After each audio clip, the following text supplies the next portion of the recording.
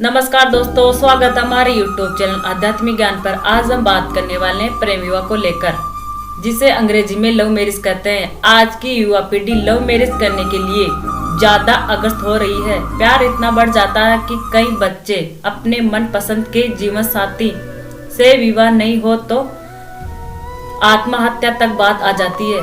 तो दोस्तों, आज हम इसी विषय पर आध्यात्मिक दृष्टि से बताएंगे कि क्या प्रेम विवाह करना चाहिए या नहीं।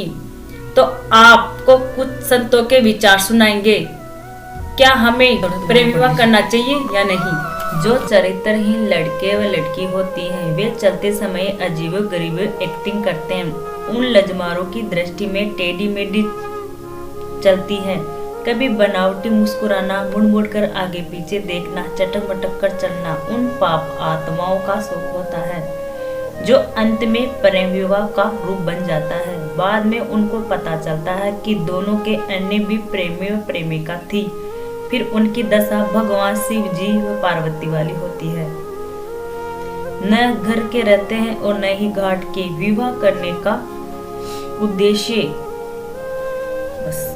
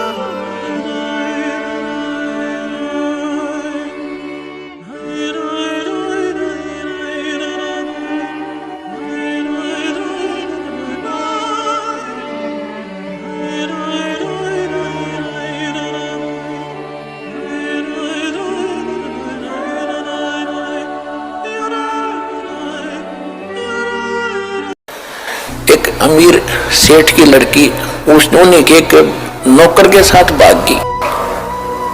उस भागने से पहले उनके जो चल रहा था विचार विमर्श, उनका पता माँ बाप को लग गया। बेटी को समझाया, बेटा ये बालक और ये तो एक नौकर है, और तू कहाँ की किसकी बेटी है, कुछ आंख खोली, अच्छी बात नहीं, तुझे बहुत दुख हो जाएगा। माँ ने भी समझाया, बेटी बड़ा कैर टूट जाएगा, हम तो शादी कर नहीं सकते, तो इसके साथ जाएगी तो बहुत दुख पाएगी। समझा दिया, हाँ माँ को नहीं जाऊंगी नहीं जाऊंगी, ऊपर से तैसे करगी और पीछे से सारा आभूषण लेकर भागी। अब वो था शराबी को अभी बकवादी आदमी, जाकर अपना रहने लगे कि जाए। वो जो सारा वो लेगी थी धन, पहले तो वो खर्च करवाया, शराब पीवे, उन्हें पीटे छेते, वह जान जो गिरी ना वापस। फिर वो मजदूरी कर रही थी, 2 बच्चे उसके साथ थे। सड़क के ऊपर ये दास उसमें वहां जेई था, नौकरी कर रहा था। हमारा दूसरा विभाग था, सड़क पर और काम हो रहा था, वहां हम बैठे थे एक वृक्ष के नीचे। वो माई रो रही थी। मैंने पूछा, बहन क्यों रो रही है, क्या बात होगी। उसने फिर अपना सारा दुख बताया कि मैं एक बहुत बड़े सेठ की साहूकार की बेटी थी, और जो मेरा पति है ये वहां नौकर था, और मेरे माँ ने बहुत समझाया मुझे, मेरा अकल नहीं आई, मैं इसके बाद तम आकर इसके सारा धन लेकर भाग गई। बहुत सा धन, पहले तो धन खर्च करवाया मेरे से, मारा पीटा, 2 बालक हो गए। अब भी शराब पीता है, मुझे, मैं नौकरी या मजदूरी करती हूँ, जाते इनको छीन लेगा। टाइम पर टूक भी नहीं है, रो रही हूँ अपने कर्मों को। अब जब तो हमने थोड़ी सी सहमति हुई भी, हम क्या कर सके, हम भी आप रोजी रोटी वाले आदमी, हम तो आपको क्या दें बेटा, हम भी कुछ ज्यादा ध्यान नहीं दिया। दुख जरूर होता है ऐसे सुनकर कथाएं।